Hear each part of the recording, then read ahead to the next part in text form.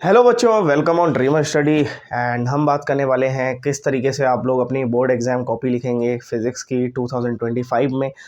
और ये last moment में मैं आपको बता रहा हूँ, तो आप लोग बहुत ध्यान से सुनिएगा। और किस तरीके से आपको कॉपी लिखनी है, ये हर प्रकार के बच्चों के लिए है। जो बिल्कुल 70 आउट ऑफ 70 वाले भी हैं, जो 70 आउट ऑफ 50 वाले भी हैं, और जो 70 आउट ऑफ 35 या जस्ट पासिंग वाले भी हैं। How you right. अब जैसे कई सारे बच्चों का सवाल होता है कि सर हमें कहाँ से शुरुआत करनी चाहिए। तो मेरा ऐसा मानना है कि अगर आप बहुत अच्छे से पढ़ लिए हों, बहुत अच्छे से, ठीक है ना, और आपकी अच्छी खासी स्पीड है, तो आप पेपर शुरू से ही स्टार्ट करिए।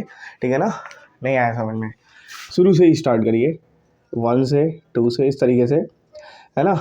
समझ रहे हैं ना। सेक्शन ए से, सेक्शन ए जो कि आपका 6 मार्क्स MCQ, फिर सेक्शन बी जो कि आपका 6 मार्क्स जो कि वन मार्कर होते हैं, सेक्शन सी जो कि आपका है कितना 8 मार्क्स का, जो कि 4 क्वेश्चंस होते हैं, फिर सेक्शन डी है जो कि आपका है 30 मार्क्स, जो कि होते हैं आपके 1 2 3 4 5 6 7 8 9 10। फिर होता है आपका सेक्शन ई जिसमें आपके होते हैं 4 क्वेश्चंस, ऑप्शन में भी होते हैं बट 4 क्वेश्चंस होते हैं, 1 2 3 4, जो कि होते हैं आपके 1 2 3 4 20 मार्क्स के। क्लियर। अब जो है स्ट्रेटजीज अलग अलग है किस तरीके से कॉपी लिखनी है आप लोग को, ये बहुत इंपॉर्टेंट फैक्टर है, कॉपी किस तरीके से लिखनी है। तो सबसे पहले तो आप ये मान करके रखिए आपको लगभग सारी चीज़ें आती होंगी एग्ज़ाम में, आई होप, और आप लोग कर पाएंगे। तो इन केस अगर किसी को थोड़ा बहुत डाउट्स है इनमें, तो थोड़ा बहुत डाउट है या फिर लग रहा है कि उतना कॉन्फिडेंस नहीं आ रहा है, तो वो शुरुआत लॉन्ग से करे। और फिर लॉन्ग के बाद जो है आपके 3 मार्कर के जितने भी क्वेश्चन हैं ये 3 मार्क्स वाले, उन पे जो है डी जा करके डील करें। क्लियर। और जब यहाँ पर डील हो जाए, क्लियर ना, जब यहाँ पर डील हो जाए तब फिर जा करके कहीं सेक्शन सी और फिर सेक्शन बी और रिवर्स पेपर करें। क्लियर ना।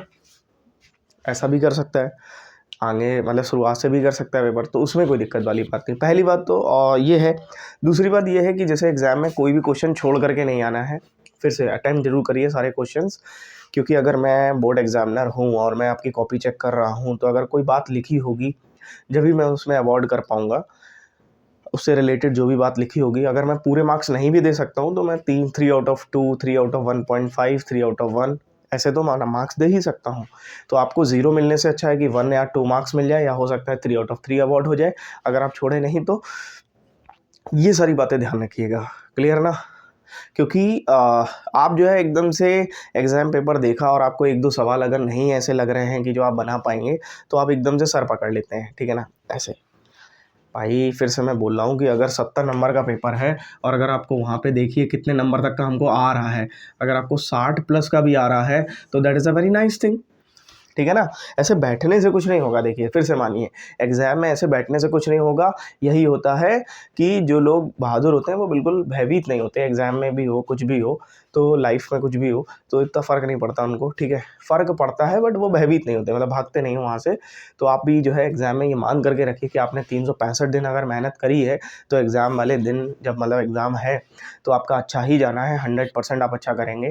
क्लियर। और बहुत सारा तमाम सारा सोचना नहीं है, कौन किसी से दूसरे से बातें कर रहा हो एग्ज़ाम के बाद कि नहीं ये वो मेरा ऐसा हो गया वैसा हो गया, एग्ज़ाम से पहले भी कि हमको ये भी नहीं आता वो भी नहीं आता। कौन क्या करेगा भाई। तुम्हें खुद का एग्ज़ाम लिखना है, उसको उसका लिखना है, तो फिर क्या इतना फ़र्क पड़ता है। हाँ, किसी का हेल्प कर सको, किसी से बात कर सको कि भाई ये क्वेश्चन जो है तुमने मतलब एक्सप्लेन कर दो, या हम एक्सप्लेन किए देते हैं तुमको, वो एक अलग बात है। या कोई तुम्हें इंपॉर्टेंट लग रही है कोई बात, तुम किसी को बता सकते हो। देखिए जब आप शेयर करेंगे, ज्ञान एक ऐसी चीज़ होती है, when you share the knowledge then it's increases. केवल ज्ञान ही एक ऐसी चीज़ होती है जब आप शेयर करते हैं। अगर मैं आपसे कुछ शेयर कर रहा हूँ तो इंक्रीज़ हो रहा है ज्ञान मेरा। ठीक है ना, समझ रहे हैं ना, मेरा कुछ नहीं जा रहा है। ठीक है। आप, हाँ, तो आप भी जो है शेयर कर सकते हैं अपने मित्र से। अगर आपको लग रहा है कुछ इंपॉर्टेंट है, कोई ऐसी बात है जो इंपॉर्टेंट है, जो कि बांटने योग्य है, जो कि आप उनसे बांट सकते हैं, तो आप बांटिए डेफिनेटली। ठीक है। तो ये सारी बातें हैं। दूसरी बात, तीसरी बात यही है कि एग्ज़ाम में कॉपी लिखते समय इन बातों का ध्यान रखिएगा। प्लस अब आते हैं उनके बारे में जो 70 आउट ऑफ 70 वाले कंटेंडर हैं। तो 70 आउट ऑफ 70 वालों के लिए बस यही है, वैसे तो सभी बच्चे सेम ही होते हैं, कोई ऐसा अलग नहीं होता, सब ला सकते हैं 70 आउट ऑफ 70, लेकिन कुछ बच्चों ने डे 1 से लगातार मेहनत करी होती है, तो उनको भी एक अप्रोच बताना बहुत ज़रूरी है। अगर आपसे 1 मार्कर क्वेश्चन है तो उसमें फिर 1 मार्कर जितना ही लिखिए, क्लियर ना। ऐसा नहीं कि लिखे जा रहे हैं लिखे, क्योंकि टाइम है लिमिटेड, क्लियर ना। तो मेरा उनको भी सलाह है कि अगर वो उनको बहुत ज़्यादा लिखने की आदत है तो वो लॉन्ग से लिखें फिर, क्लियर। बहुत लिखने की आदत है कि मतलब बहुत लिखना है, एग्जामिनर को दिखाना है, जमाना है रौला, तो फिर यहाँ से सेक्शन ई से शुरुआत करिए। आप अगर सेक्शन ई 1 घंटे में भी ख़त्म करते हैं और ये वाला सेक्शन अगर अगले 1 घंटे में भी ख़त्म करते हैं तो 1-1 2 घंटे ये हो गए, 1 घंटा यहाँ पे, 1 घंटा यहाँ पे, 2 घंटा हो गया, क्लियर। और फिर ये मान लेते हैं 15 से 20 मिनट, ठीक है, या फिर 30 मिनट भी अगर मान लें इसमें, ठीक है।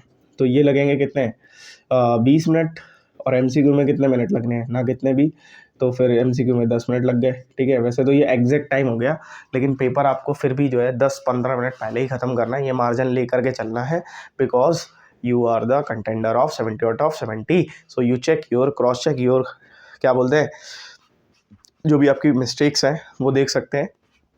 प्लस अब जैसे कि ये 5 मार्क्स के जो क्वेश्चन है उसमें एकदम से इमला नहीं लिखने लगना है, ठीक है ना। बिल्कुल एकदम से पैराग्राफ निबंध लिख दिया आपने, ऐसे लिख दिया, ऐसा नहीं है। जो बात बोले उसका कट टू द आंसर देना है, बहुत ज़्यादा खींचना भी नहीं है कि नहीं हमें पन्ने भरने हैं, ये करना है वो करना है, इस तरह की अप्रोच भी मतलब करिए। जो है जैसे जो वो बोल रहा है उस बारी बारी से करते जाइए। अगर उसने 5 मार्क्स में 3 बातें बोली हैं तो एक होगी 1 मार्क्स की, बाकी होंगी 2-2 मार्क्स की, तो वैसे एक्सप्लेन करिए ना, ठीक है ना। उसको तोड़ दीजिए ना क्वेश्चन को।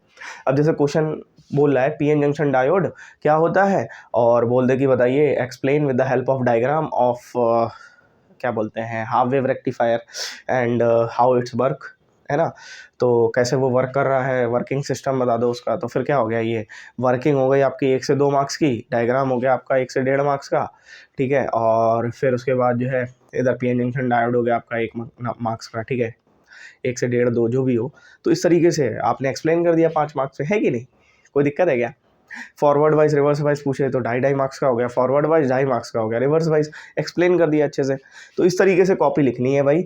फिर से हम बोल रहे हैं बहुत ज़्यादा प्रेशर ना लेकर के जाओ, क्योंकि बहुत सारे बच्चे बहुत सारा प्रेशर लेकर के जा रहे हैं कि भाई बहुत टफ आएगा, ये आएगा, ठीक है।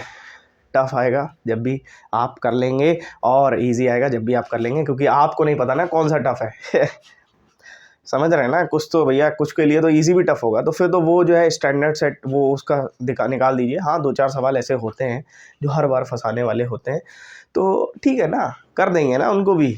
इसीलिए तो जो है इतना मेहनत किया है, इसीलिए तो इतना प्रैक्टिस किया है, ठीक है ना। तो इतना जो प्रैक्टिस किया उससे जल्दी जल्दी सवाल कर देंगे और फिर उन पर थोड़ा समय दे देंगे एक्स्ट्रा। तो यही स्ट्रैटेजी होती है कि बाकी जो सवाल बहुत अच्छे से आते हैं उन पे आपने कम समय दिया, उसको जल्दी जल्दी से निपटा दिया, और जो सवाल में थोड़ा टाइम लगना है उसको टाइम दे दिया, क्लियर।